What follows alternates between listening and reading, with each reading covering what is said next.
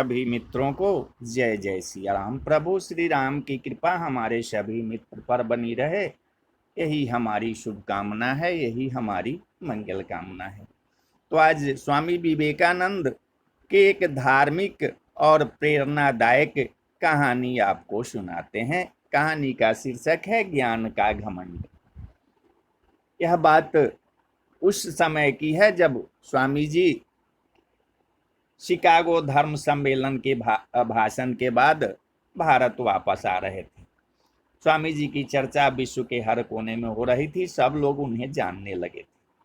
स्वामी जी भारत वापस आकर अपने स्वभाव अनुरूप भ्रमण कर रहे थे। इस समय वे हिमालय और इसके आसपास के क्षेत्रों में थे। एक दिन वे घूमते घूमते एक नदी के किनारे आ गए। वहां उन्होंने देखा कि एक नाव है, पर वह किनारा छोड़ चुकी है। तब वे नाव के वापस आने के इंतजार में वही किनारे पर बैठ गए। एक साधु वहां से गुजर रहा था। साधु ने स्वामी जी को वहां अकेला बैठा देखा तो वह स्वामी जी के पास गया और उनसे पूछा, तुम यहाँ क्यों बैठे हुए हो? स्वामी जी ने उत्तर दिया कि मैं यहाँ नाव की प्रतीक्षा कर रहा हूँ। साधु ने फिर पूछा, तुम्हारा नाम क्या है? स्वामी जी ने कहा, मैं विवेकानंद हूँ। साधु ने स्वामी जी का उपहास उड़ाते हुए उनसे कहा, अच्छा तो तुम वो सुप्रसिद्ध विवेकानंद हो जिसको लगता है कि विदेश में जाकर भाषण दे देने से तुम बहुत बड़े महात्मा साधु बन सकते हो? स्वामी जी ने साधु को कोई उत्तर नहीं दिया। फिर साधु ने बहुत ही घमंड के साथ नदी के पानी के ऊपर चलकर अपनी शक्ति का प्रदर्शन किया। कुछ दूर तक चलने के बाद साधु ने स्वामी जी से कहा कि क्या तुम मेरी तरह पानी पर पैदल चलकर इस नदी को पार कर सकते हो?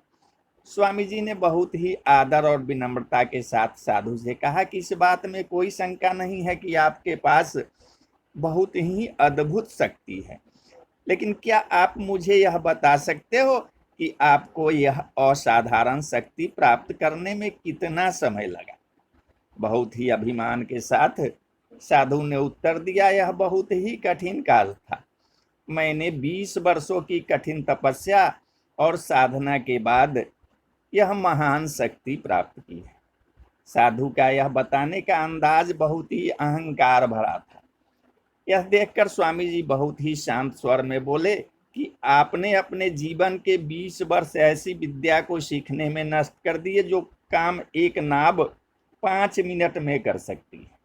आप ये 20 वर्ष निर्धन अभावग्रस्त गरीबों की सेवा में लगा सकते थे, या अपने ज्ञान और शक्ति का प्रयोग देश और देशवासियों की प्रगति में लगा सकते थे।